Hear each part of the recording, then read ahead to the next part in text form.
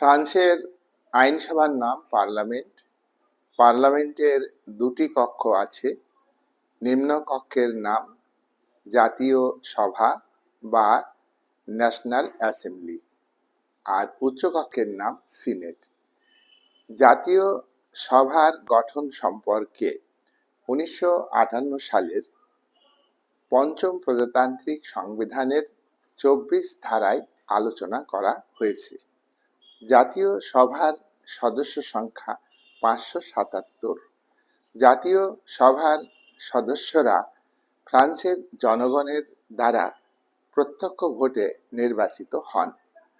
জনগণ কম করে 18 বছর বা তার বেশি বয়স হলে তারা তাদের ভোটাধিকার প্রয়োগ করে সরাসরিভাবে প্রতিনিধি নির্বাচিত করেন।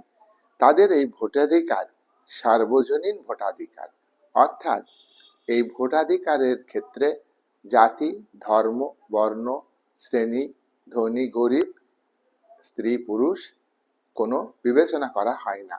সকলেই ভোটের অধিকার পায় এবং ফ্রান্স ধর্মনিরপেক্ষ রাষ্ট্র।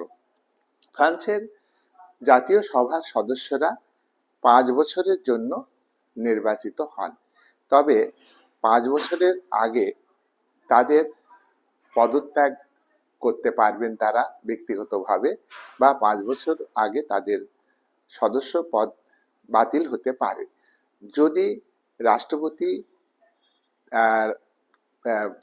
জাতীয় সভা ভেঙে দেন, প্রধানমন্ত্রীর পরামর্শ এবং উভয় কক্ষের চেয়ারম্যানের পরামর্শ অনুযায়ী জাতীয় সভা ভেঙে দিলে সদস্যদের কার্যকাল 5 বছর আগেই শেষ হয়ে যায়।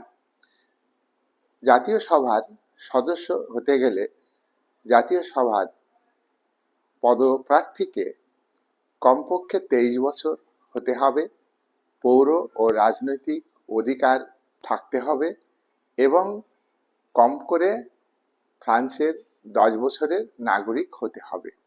এছাড়া কোনো দেউলিয়া ব্যক্তি এবং আদালতের দ্বারা দোষী সাব্যস্ত ব্যক্তি জাতীয় সভার সদস্য প্রার্থী হিসাবে দাঁড়াতে পারবেন না। ফ্রান্সের এই জাতীয় সভা এটা জনপ্রতিনিধি সভা, অর্থাৎ জনগণ এখানে সরাসরিভাবে তারা নির্বাচিত করে এই আইনসভার নিম্ন কক্ষকে গঠন করতে পারেন। এটা গণতান্ত্রিক শাসনের একটা ভালো দিক।